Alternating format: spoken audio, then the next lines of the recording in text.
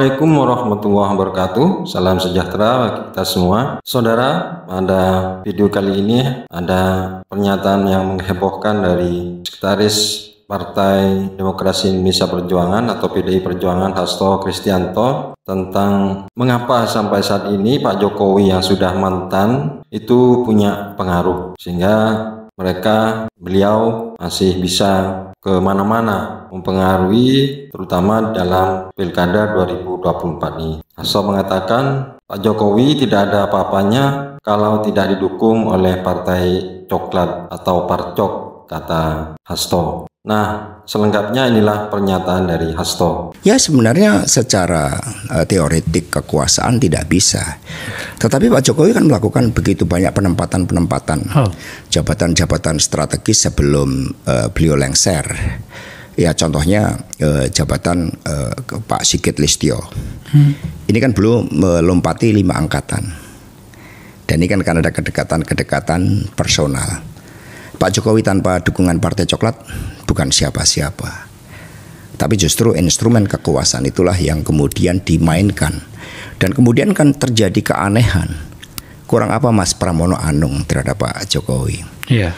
Beliau lah yang merekomendasikan Pak Jokowi sebagai wali kota. Tetapi pada akhirnya dengan alasan rekam jejak, itu kan hanya prosedural. Tapi intinya adalah ini orang saya. Sehingga Pak Jokowi mematikan meritokrasi, termasuk proses demokratisasi dengan campur tangannya.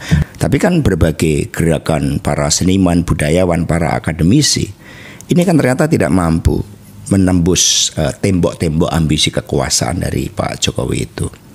Maka buat saya sekali lagi ketika justru di dalam pesta demokrasi melalui pilkada ini beliau masih campur tangan dan kemudian berbagai instrumennya masih memberikan intimidasi, itu kita tidak bisa dibiarkan. Saya begitu sedih setiap menerima laporan kepala desa bahkan anggota DPRD kami di Bolmong, Sulawesi Utara megang mic aja nggak boleh. Gereja-gereja dimasukin atas nama Partai Coklat pada kepentingan kekuasaan. Maka kemudian saya menyelusuri rekam jejak Polri. Saya menemukan sekarang ada 3 klaster Polri. Yaitu klaster yang pertama adalah Polri Merah Putih. Inilah yang diperjuangkan oleh kami, kita semua sebagai warga bangsa, termasuk PDI Perjuangan. Polri yang menegakkan hukum. Polri yang presisi dalam pengertian yang sebenarnya, bukan presisi sebagai anak buah Jokowi. Presisi yang seperti Singapura, ketika orang Indonesia begitu masuk Singapura, ada atmosfer keadilan, ada atmosfer ketakutan untuk tidak berani melanggar hukum. Itu Polri dalam bayangan yang didirikan oleh Raden Said Sukanto Cokro, Kapolri pertama. Kemudian juga Brimob, ada sosok Jenderal Muhammad Yasin, ada Jenderal Hugeng. Ini kategori Polri dalam wajah yang ideal yang dicita-citakan oleh para pendiri Republik dan otomatis cita-cita Bung Akbar, Koni, saya, seluruh warga bangsa. Yang kedua yang disebut oleh bocor alus sebagai Parcok, Partai Coklat. Ya ini mohon maaf ya, termasuk saya sebut Pak Listio Sigit. Karena begitu banyak fakta-fakta yang terungkap di MK tentang keterlibatan ini yang kemudian mereduksi. Kalau saya mengkritik ini, jangan kemudian teman-teman Polri marah ya.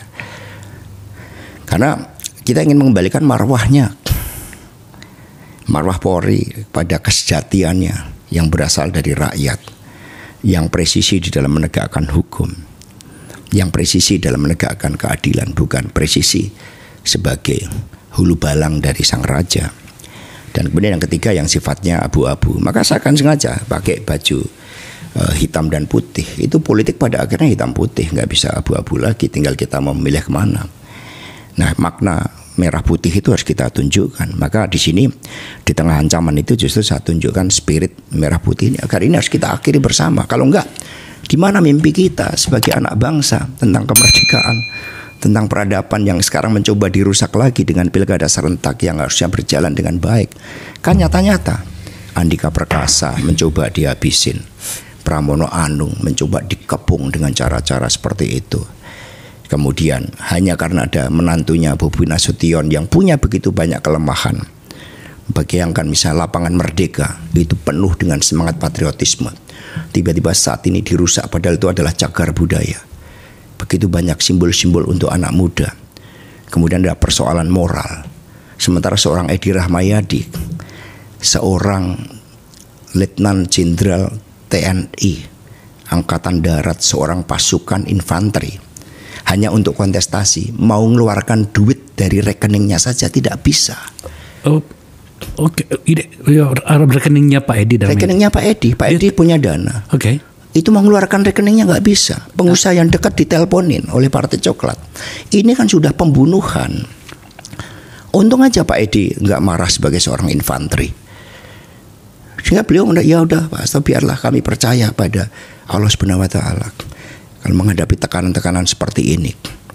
Gitu, karena saya nggak ingin menciptakan ketegangan, nanti terjadi pertarungan antar sepatu Lars. Itu kan sikap yang sangat dewasa dari seorang Edi Rahmayadi yang berhadapan dengan Bobi Nasution. Kemudian juga yang abu-abu ini, mohon maaf saya sampaikan Pak Tito juga Mendagri, karena begitu banyak laporan terhadap penjabat kepala daerah, tapi beliau sebagai sosok yang harusnya bersikap tegas itu kan dengan intelektualitasnya luar biasa nggak berani di dalam menegakkan penjabat-penjabat gubernur, penjabat kepala daerah yang dimobilisasi. Di Jakarta mana ada tindakan? Undang-undang menyatakan tidak boleh pergantian jabatan. Mana ada tindakan dari Pak Tito untuk mengganti itu? Karena jerat-jerat kepentingan itu sudah luar biasa, dan inilah yang harus kita bongkar di dalam